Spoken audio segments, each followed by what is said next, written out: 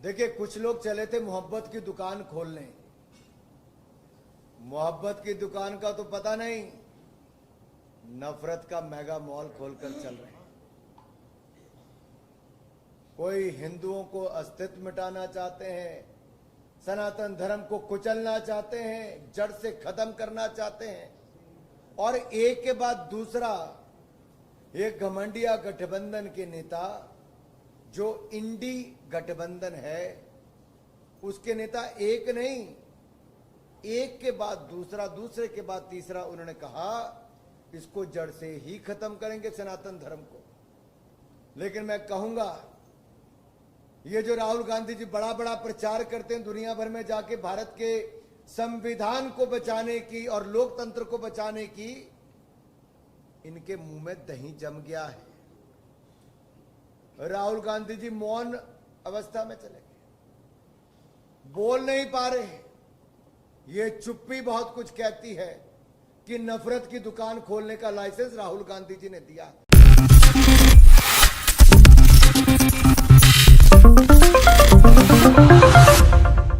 नमस्कार, next 9 news देख रही हैं आप और मैं हूं आपके साथ प्रज्ञा सिंह। साल 2024 में लोकसभा चुनाव होने वाले हैं, जिसे लेकर एनडीए और इंडिया के बीच जुबानी जंग शुरू हो चुकी है।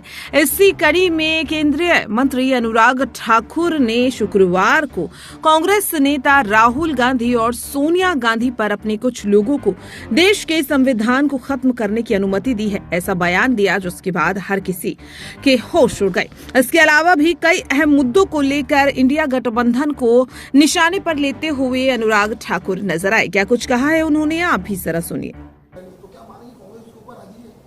देखिए, कुछ लोग चले थे मोहब्बत की दुकान खोलने।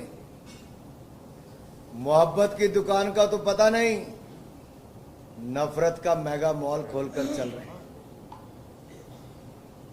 कोई हिंदुओं को अस्तित्व मिटाना चाहते हैं, सनातन धर्म को कुचलना चाहते हैं, जड़ से खत्म करना चाहते हैं, और एक के बाद दूसरा एक घमंडिया गठबंधन के नेता जो इंडी गठबंधन है उसके नेता एक नहीं, एक के बाद दूसरा, दूसरे के बाद तीसरा उन्होंने कहा इसको जड़ से ही खत्म करेंगे सनातन धर्म को।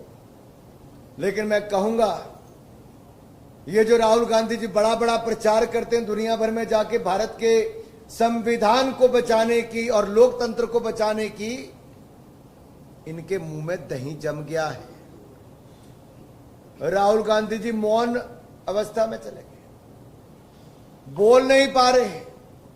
ये चुप्पी बहुत कुछ कहती है कि नफरत की दुकान खोलने का लाइसेंस राहुल गांधी जी ने दिया है, जो संविधान का भी उल्लंघन कर रहे हैं और लोकतंत्र को भी तोड़ रहे हैं। ये संविधान और लोकतंत्र को कुचलने का काम राहुल गांधी जी ने लाइसेंस दिया है। आर्टिकल 25 ऑफ द कॉन्स्टिट्यूशन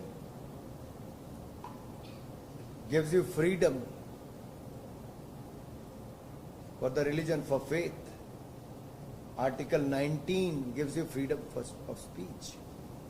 तो अगर आपको संविधान की ही आलोचना या संविधान को कुचलने का काम एक नहीं हर दूसरा इस इंडी गठबंधन के नेता कर रहे हैं, तो बाबा साहब अंबेडकर को एक बार फिर अपमानित करने का काम, भारत के संविधान को तार तार करने का काम, लोकतंत्र दिवस जहां दुनिया मना रही है वहां भारत के लोकतंत्र को कुचलने का काम भी कांग्रेस और गठबंधन कर रहा है।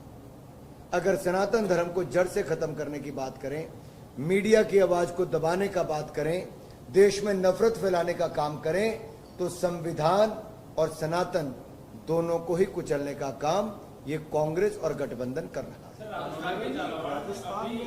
और मैं आपको इसका एक उदाहरण और दूं। इमरजेंसी एक उदाहरण है कांग्रेस का, जब लोकतंत्र को कुचलने का काम किया, फ्रीडम ऑफ स्पीच को दबाने का काम किया, मीडिया को कुचलने का काम किया, ये इंदिरा गांधी जी ने किया था। सोनिया गांधी जी के आशीर्वाद से इनके मंत्री कपिल सिब्बल जी ने उस समय, जब ये यूपीए की सरकार थी जो भ्रष्टाचार से भरी थी, ये आर्टिकल 66A इसको भी जैसे पास किया, बगैर चर्चा के पास किया। ये ड्रैकोनियन लॉ किसी और ने नहीं, यूपीए ने किया था साहब। ये मीडिया के लोगों को जानकारी होगी। और अब मीडिया के लोगों का एक तरह से विरोध करना, उनकी आवाज को दबाना और पूरा दबाव बनाना, ये कांग्रेस की मानसिकता को दिखाता है कि मीडिया को दबाने का और फ्रीडम ऑफ प्रेस, ये बोलते तो हैं लेकिन दबाने का ही काम किया है। इमरजेंसी के टाइम भी, और ये इमरजेंसी 2.0 अब भी लगाने का काम कर रहे हैं।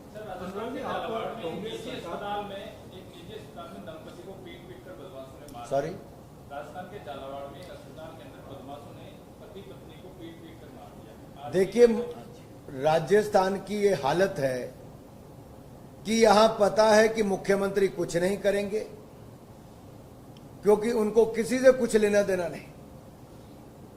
लूट की खुली छूट किसी राज्य में है तो यहां पर है। और अगर अस्पतालों में भी मर्डर हो जाते हैं, पुलिस के लोग दुष्कर्म करके हत्या कर देते हैं, गला काटने वाले को खुले में छूट मिलती है और बाद में बेल भी हो जाती है, बेटियों के कत्ल करके झाड़ियों में और कुएं में फेंक दिया जाता है, जिंदा जला दिया जाता है, ये किसी राज्य में होता है तो राजस्थान में कानून व्यवस्था चरमरा जाती है। कोई भय डर पुलिस का नहीं है, कानून व्यवस्था खत्म हो चुकी है। ऐसा लगता है श्रीमान अशोक गहलोत जी ने हथियार डाल दिए हैं। यहां पर गुंडों की सरकार, एक तरह से कही जाए कि गुंडों का माफिया का बोलबाला है, तो स्पष्ट तौर पर दिखता है। आप करने का दावा करें, लेकिन पी चिदम्बरम साहब का अभी ट्वीट आया है। उन्होंने कहा है कि ये जो कश्मीर में हुआ ये भारत की अव्यवस्थित सरकार है और इसके कारण से वहां की कश्मीर की जनता ठगा हुआ महसूस कर रही है। और उन्होंने इसको लेकर के G20 का जो अभी सम्मेलन हुआ था उसके ऊपर भी सवालिया निशान लगाए। मैं इतना ही कहूंगा कि 26/11 के हमले के बाद भी कुछ लोग मूक दर्शक बन के बैठे रहे। देखा आपने, सुना भी साफ तौर पर कि किस तरह से अनुराग ठाकुर ने लोकसभा चुनाव से पहले न केवल कांग्रेस बल्कि पूरे महागठबंधन पर कई गंभीर आरोप लगाए। बता दें कि एनडीए वर्सेस इंडिया दोनों ही ये दावा कर रही हैं कि 2024 के चुनाव में उनकी जीत होगी। लेकिन अब ये देखना काफी ज्यादा दिलचस्प होगा कि जनता आखिरकार किस पर भरोसा जताती है। आपको क्या लगता है 2024 के लोकसभा चुनाव में आखिरकार किसकी जीत होगी, इंडिया या फिर एनडीए? अपनी राय कमेंट बॉक्स में जरूर शेयर करें। फिलहाल के लिए इस खास रिपोर्ट में इतना ही। देश और दुनिया की तमाम खबरों के लिए आप देखते रहिए नेक्स्ट 9 न्यूज।